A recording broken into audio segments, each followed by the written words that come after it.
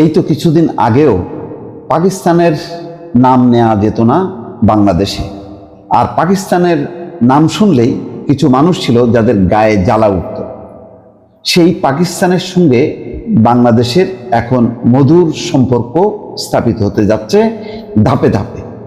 এর মধ্যেই একটি নতুন খবর, শিগগিরই শুরু হচ্ছে ঢাকা পাকিস্তান সরাসরি ফ্লাইট।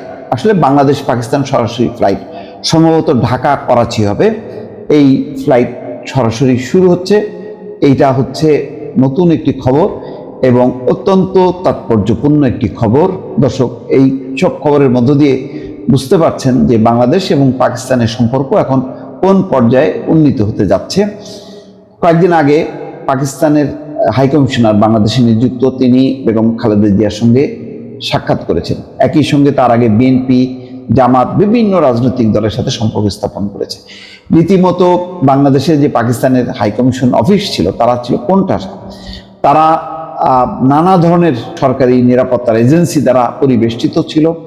তাদেরকে অনেককে বহিষ্কার করা হয়েছে। এক ধরনের অপরাধী হিসেবে তারা সেখানে অফিস করত, কোনো রকমে তারা টিকে ছিল। এর মধ্যে পাকিস্তান বারবার চেষ্টা করেছে বাংলাদেশের সঙ্গে সম্পর্ক উন্নয়নের জন্য। বাংলাদেশের যে তৎকালীন প্রধানমন্ত্রী শেখ হাসিনাকে আম পাঠিয়ে তারা নানাভাবে চেষ্টা করেছে, কিন্তু ভারতের ভয়ে অথবা ভারতের নির্দেশনায় বাংলাদেশ পাকিস্তানের সাথে কোনোভাবেই সম্পর্ক স্থাপনে রাজি ছিল না। বরং ভারতের সাথে যতটুকু পাকিস্তানের সম্পর্ক বিদ্যমান ছিল তার চেয়েও আরো ন্যূনতম একটা সম্পর্ক রেখেছিল। শুধুমাত্র দুই দেশে কোনো রকম মিশন ছিল, এইটুকুই, আর কোনো কার্যক্রম ছিল না।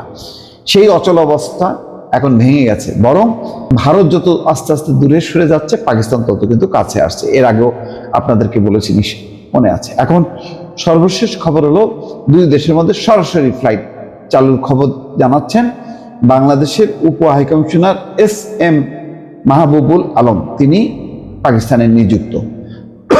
তিনি বলেছেন, সরাসরি ফ্লাইট চালু হলে উভয় দেশের ব্যবসায়িক সম্প্রদায়ের মধ্যে সম্পর্ক উল্লেখযোগ্যভাবে শক্তিশালী হবে।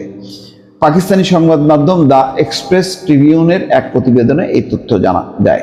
প্রতিবেদনে বলা হয়, সম্প্রতি হায়দ্রাবাদ চেম্বার পরিদর্শনকালে বাংলাদেশের ডেপুটি হাই কমিশনার এসব কথা বলেন।